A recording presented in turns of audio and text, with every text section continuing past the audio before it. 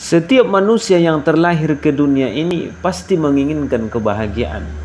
Sehingga ketika ditanya, siapapun dia, apapun latar belakangnya, bahkan apapun yang dia kerjakan, ketika ditanya, untuk apa dia melakukan itu semua? Apa yang dia cari? Yang dia cari adalah kebahagiaan. Seorang suami banting tulang peras keringat dia lakukan untuk mencari nafkah. Ketika ditanya, buat apa dia melakukan itu? Dia ingin mendapatkan kebahagiaan dan membahagiakan orang yang ada di sekelilingnya. Seorang ibu rela mengandung anaknya penuh dengan kesakitan selama 9 bulan.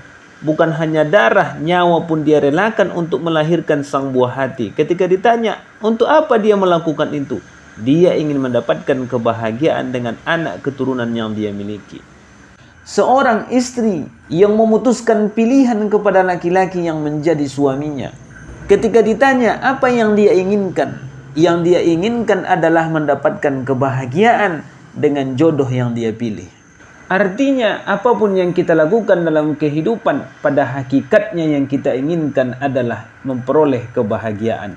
Sehingga tak heran ada satu doa yang tak pernah kita tinggalkan. Bahkan kita sebut doa ini sebagai doa sapu jagat. Apa dia? Rabbana atina fid dunya hasanah wa fil akhirati hasanah wa qina azabannar.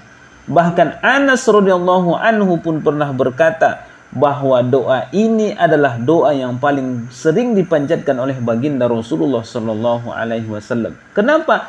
Karena pada hakikatnya yang kita cari dalam kehidupan adalah kebahagiaan. Lalu muncul pertanyaan, sebetulnya yang dikatakan dengan kebahagiaan itu seperti apa? Yang dikatakan dengan orang yang bahagia itu orang yang bagaimana? Apakah ketika kita melihat seseorang yang memiliki harta yang banyak, jabatan yang tinggi, status sosial yang mentereng, apakah dia yang bahagia itu? Apakah dia orang yang memperoleh kebahagiaan itu?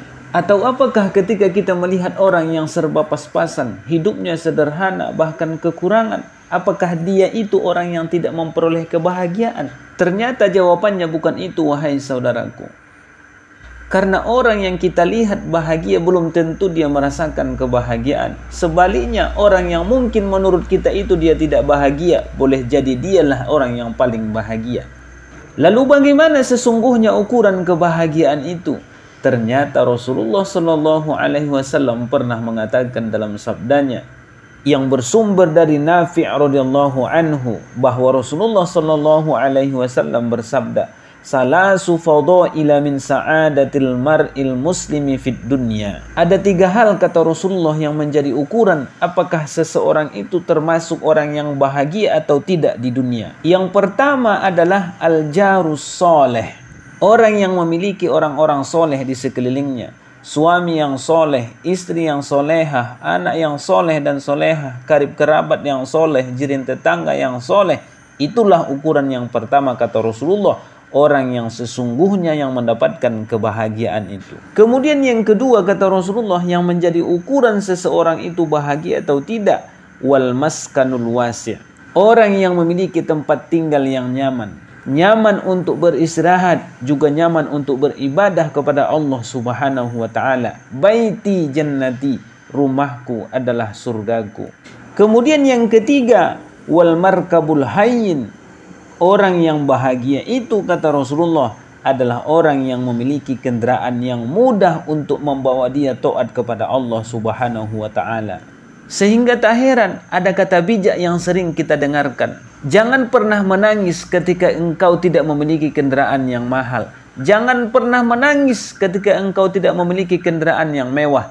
Tapi tangisilah dirimu ketika kakimu susah melangkah untuk beribadah kepada Allah Subhanahu wa ta'ala.